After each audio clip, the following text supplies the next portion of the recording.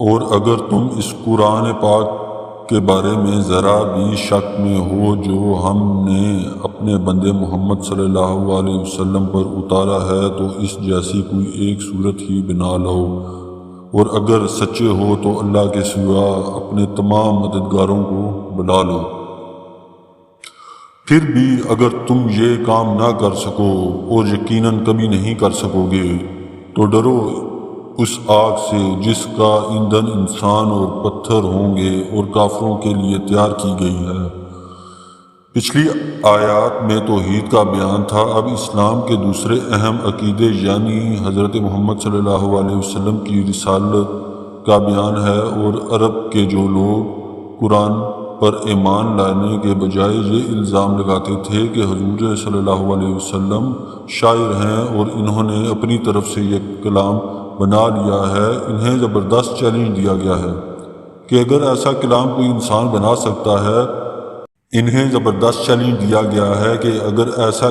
انسان بنا سکتا ہے تو تم بڑے فضیع و بلیغ ہو، تم سب مل کر قرآن جیسی کوئی ایک صورت ہی بنا کر لے آؤ۔ ساتھ ہی قرآن نے دعویٰ کیا ہے کہ تم سب مل کر بھی ایسا نہیں کر سکو گے، اور واقعی یہی ہے کہ اہل عرب جو اپنی زبان و ادب پر ناز کرتے تھے، ان سب کو اس چیلنج کے بعد سانپ سونگھ گیا اور کوئی شخص یہ چیلنج قبول کرنے کے لیے آگے نہ بڑھا۔ بڑے بڑے شاعروں اور ادیبوں نے اس خدا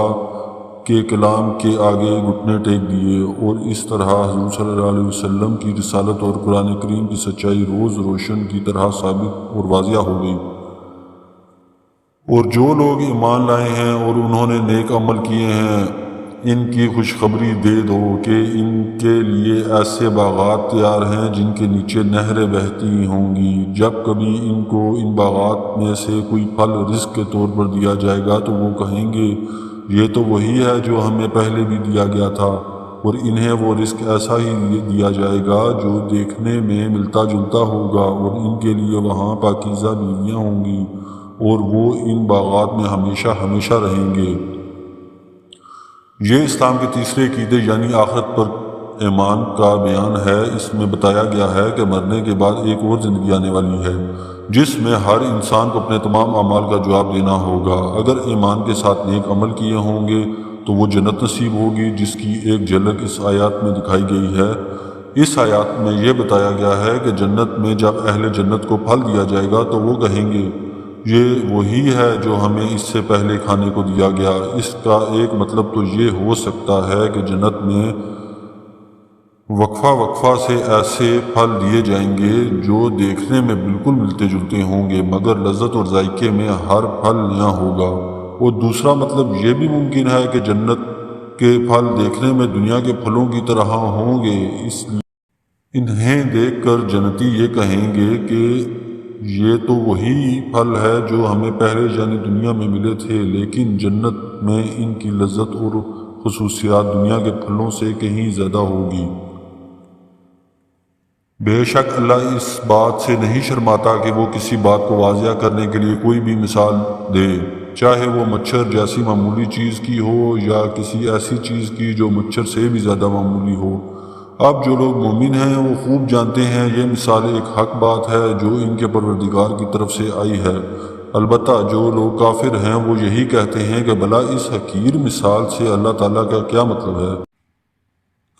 اس طرح اللہ اس مثال سے بہت سے لوگوں کو گمراہی میں مبتلا کرتا ہے اور بہت سوں کو ہدایت دیتا ہے، مگر وہ گمراہ انہی کو کرتا ہے جو نافرمان ہیں۔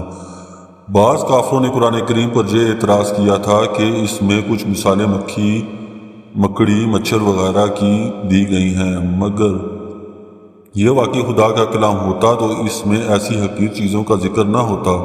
ظاہر ہے کہ یہ اعتراض بڑا بے تکا اعتراض تھا، کیونکہ مثال ہمیشہ مضمون کے مناسبت سے دی جاتی ہے۔ اگر کسی حقیر و ذلیل کی مثال دینی ہو تو ایسی ہی کسی چیز کی دی جائے گی جو حقیر و ذلیل ہو۔ یہ کسی کلام کا عیب تو کیا ہوتا، اس کی فصاحت و بلاغت کی دلیل ہے، مگر یہ بات انہی کی سمجھ میں آتی ہے جو طلب حق ہوں اور حق پر ایمان لا چکے ہوں، لیکن جنہوں نے کفر کی قسم کھا رکھی ہے انہیں تو ہر بات پر ہر حالت میں اعتراض کرنا ہے، اس لیے ایسی بے تکی باتیں کہتے ہیں۔ قرآن کریم کی یہی آیتیں جو طلب حق کو ہدایت بخشتی ہیں، ایسے لوگوں کے لیے مزید گمراہی کا سبب بن جاتی ہیں جنہوں نے ضد اور ہٹ درمی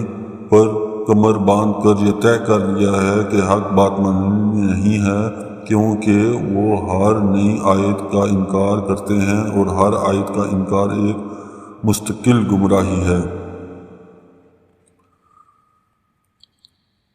وہ جو اللہ سے کیے ہوئے عہد کو پختہ کرنے کے بعد بھی توڑ دیتے ہیں اور جن رشتوں کو اللہ نے جوڑنے کا حکم دیا انہیں کاٹ ڈالتے ہیں اور زمین میں فساد مچاتے ہیں، ایسے ہی لوگ بڑا نقصان اٹھانے والے ہیں۔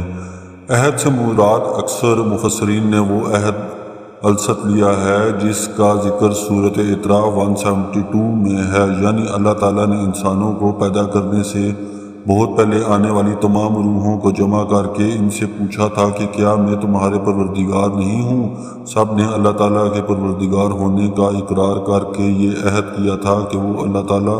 کی اطاعت کریں گے۔ پھر اس آیت میں عہد کو پختہ کرنے سے مراد بظاہر یہ ہے کہ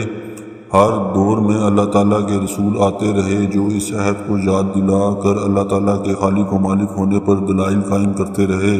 اس عہد کی ایک اور تشریح بھی ممکن ہے اور وہ یہ ہے کہ اس سے مراد وہ عملی اور خاموش عہد ہے جو ہر انسان پیدا ہوتے ہی اپنے خالق و مالک سے کرتا ہے۔ یہ ایسا ہی ہے جیسے ہر شخص جو کسی ملک میں پیدا ہوتا ہے وہ اس ملک کا شہری ہونے کے ناطے یہ خاموش عہد کرتا ہے کہ وہ اس ملک کے قوانین کا پابند ہوگا، خواہ زبان سے اس نے کچھ نہ کہا ہو، لیکن اس کا کسی ملک میں پیدا ہونا ہی اس عہد کا قائم ہے۔ اسی طرح کائنات میں جو شخص بھی پیدا ہوتا ہے وہ خود بخود اس عہد کا پابند ہو جاتا ہے کہ وہ اپنے پیدا کرنے والے کی ہدایت کے مطابق زندگی گزارے گا۔ اس عہد کے لیے زبان سے کچھ کہنے کی ضرورت نہیں ہے۔ غالباً اسی وجہ سے اگلی آیت میں اللہ تعالیٰ نے فرمایا، یہ ارشاد فرمایا کہ تم اللہ تعالیٰ کے ساتھ کفر کا طرز عمل آخر کیسے اختیار کر لیتے ہو، حالانکہ تم بے جان تھے، اسی نے تمہیں زندگی بخشی۔ یعنی اگر ذرا غور کرو تو تنہا یہ بات کہ کس نے تمہیں پیدا کیا ہے، تمہاری طرف سے یہ عہد ہے کہ تمہارے لیے ان کی نعمتوں کا اعتراف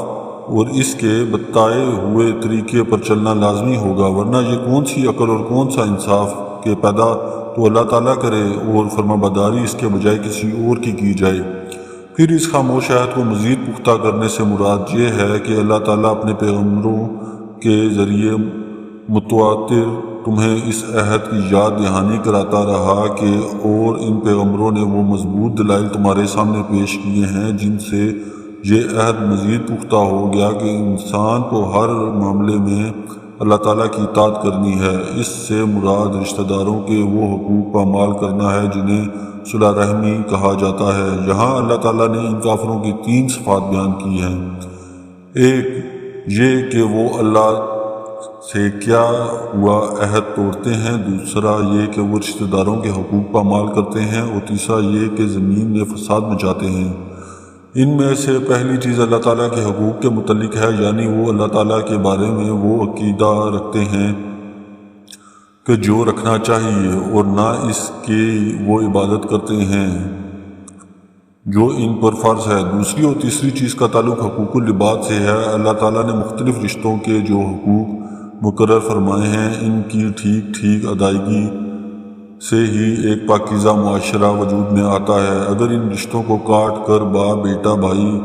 شوہر اور بیوی ایک دوسرے کے حقوق پامال کرنا شروع کر دیں تو وہ خاندانی نظام تباہ ہو جاتا ہے جس پر ایک صحت مند تمدن کی بنیاد قائم ہوتی ہے، لہٰذا اس کا لازمی نتیجہ زمین میں فساد کی صورت میں نکلتا ہے۔ اس لیے قرآن کریم نے رشتوں کو کاٹنے اور زمین میں فساد مچانے کو سورۃ محمد میں بھی ایک ساتھ ملا کر ذکر فرمایا۔